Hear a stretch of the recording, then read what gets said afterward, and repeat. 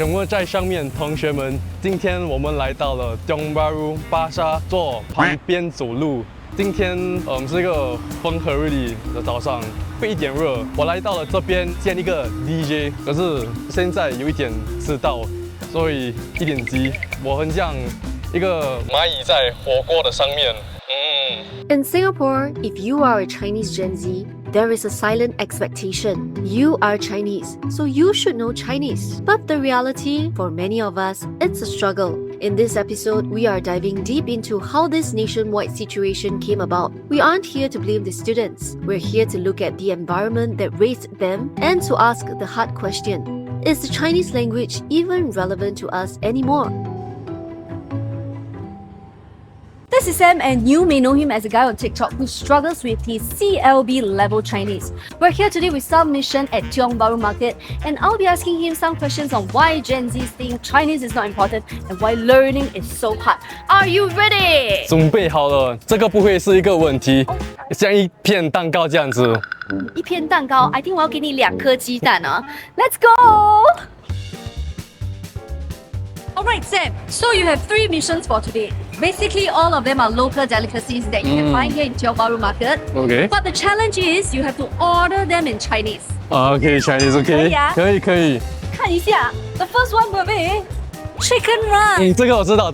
But you have to order quarter white chicken with 2 rice. 好，可以。 Next one will be, let's take a look. Spinach chichongbang with egg, vegetables and sausage. 鸡蛋、 Vegetables, 菜、 sausage. 长的肉。 And the last one will be grass jelly with soya bean. 出发喽！好，老板给我一个白鸡饭吃的，可是那个白鸡是那个整个鸡一半，然后一半这样子，那个鸡还有2个饭那现在立刻说一次，有一点吵，没听到。有那个一半的鸡就可以了。第二个有一点点难，是那个白色的饭糕。我们去吧。给我那个青色的，鸡蛋。没有青色。OK， 那个 A4。计算机那个怎样读啊？那个火什么啊？火腿对。OK， 谢谢安迪。其实我以为那个是火脚，是火腿。学到了新的字，每天学一点新的字。我们需要买水喝，该容易吧？老板好，给我2杯多水，冷的，给我那个黑色的放在一起也是。那个黑色炒里面2杯黑白2杯喝的，2杯。谢谢，买到了2个，2杯黑白。学到了。You actually got everything, leh. Of course, I said I would. You mentioned you took on CLB Chinese language, but even at that level, you managed to successfully order your food. Is that why Gen Zs will think Chinese is not important? Say that's one thing because in Singapore it's rather easy to get by. Like example, ordering food in a hawker center without having like really advanced Chinese. Sometimes you can just point. The order number A3, A2, A4. Or actually, you say a little bit of English. The aunties and uncles, they also know what you're trying to. Yeah, like half English, half Chinese. It works as well. At that time in secondary school, why is it that you decided to take on Chinese language CLB? So for normal academic, to go into poly, right, there's a route called PFB, Poly Foundation Program. They grade you based on your L1, R4, which is your 5 subjects. Why not get rid of my weakest thing, Chinese itself, which was also the subject that I was least interested in, and focus on my other 5 and use that to my advantage to go to poly. I hate when the teachers ask you to stand up and read a few sentences from the books, and I always stand up like, so that part really frustrated me. I was a very shy kid back then. Why do you think so many Gen Zs think Chinese is so hard? 95% of the language that you speak in the day itself is English. Parents, teachers, ordering food, everything is mostly English. So yeah, I would say most people in my generation find it pretty easy to neglect Chinese itself. Now you're trying to create some content on TikTok with regards to Chinese. So why suddenly you're doing that? I told myself I want to make my life after army a little bit more productive. Okay. So I started learning a new language. It started off with Russian. Right? A lot of people are like, why Russian? It's just because it sounds cool, that's it. Привет, друзки, means hi friend. Then somewhere along the line, it occurred to me as well why not learn Chinese as well? One of the videos that I actually tried out was just trying to speak in Chinese. And I realized there's a lot of people that relates to the whole idea of broken Chinese. So I thought, why not try a whole series where I will speak Chinese in every single video, and slowly there should be a significant improvement. It's fun, you know. 然后我们可以坐下来，然后讲华语，比较好的华语，很好哎，高级华语。 But how can someone get good in Chinese? Here at Haixing Zhongxue, and I heard their level of Chinese is pretty good. So I want to know a little bit more about how they keep Chinese relevant, as well as how they learn Chinese out of their textbooks. Of course, the canteen is the best place to find some students, right? And ta-da! Hello! I found some students here. Okay, what's your name?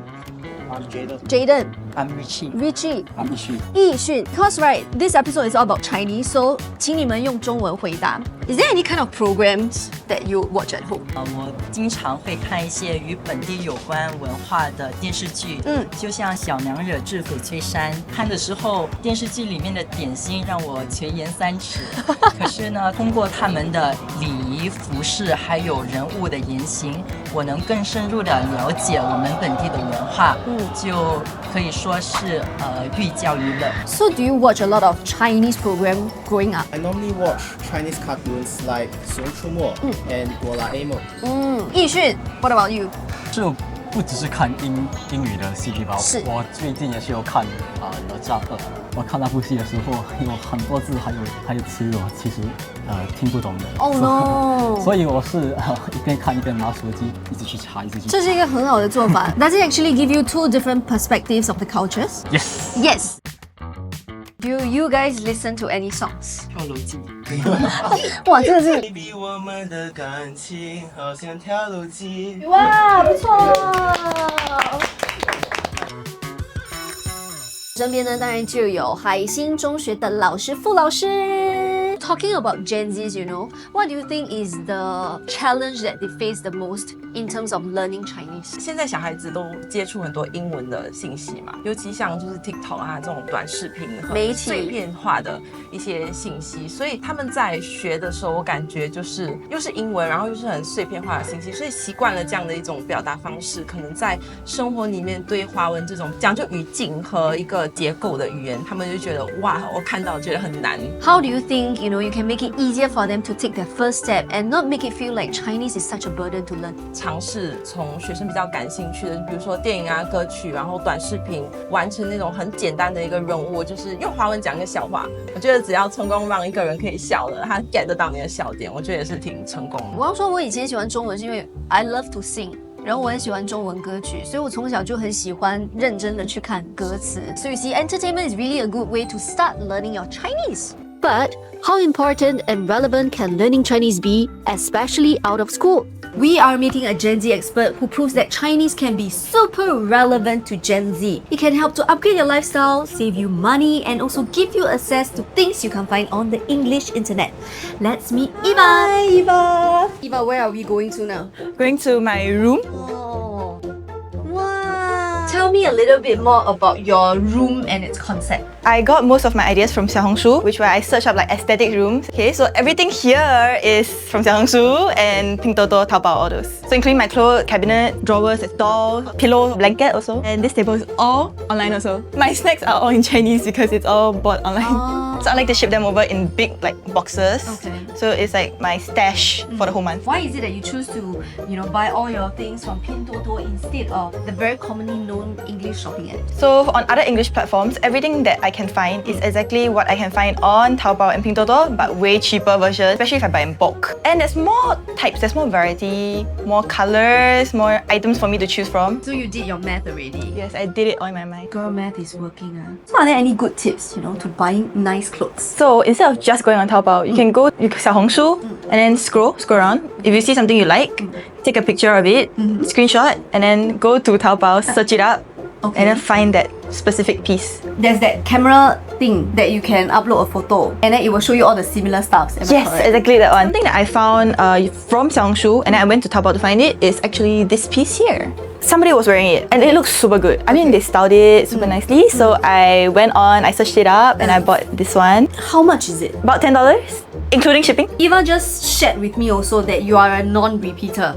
Yes, so I will never be seen with the same person wearing the same outfit 2 times. How do you go about doing that? The same outfit, right? I would pair it with another combination. So Xiaohongshu is actually like my search engine. So other than Google, Xiaohongshu is like my second most used search engine, where I use it to search for like basically everything I need. So for example, like makeup, you see. Makeup, just now I see by Mei Mei already. Da, da, da, da. How much does it cost? This one is super cheap. This one I think costs around $6. I'm talking SGD $6. And then while I buy, I would search up the brand or like take a picture, go to Xiaohongshu and then search up eye makeup tutorials like that. Accessories? This one's my favorite. Your favorite? Yes, it's a bracelet watch, $3 from Pinduoduo. Any more other uses for Xiaohongshu? For traveling. Wow. So when I go on travels, I would use it to search up how I want to plan my routes, which hotel I'm gonna stay in, everything, all on Xiaohongshu. Everything turned out satisfactory. Yes, everything was super amazing. It's really like an encyclopedia. Yeah, it's like Google but with real people commenting. By knowing Chinese, actually, it opens up like another side of the internet to me. So like another world. Eva here clearly knows your way through Chinese internet. Do you think,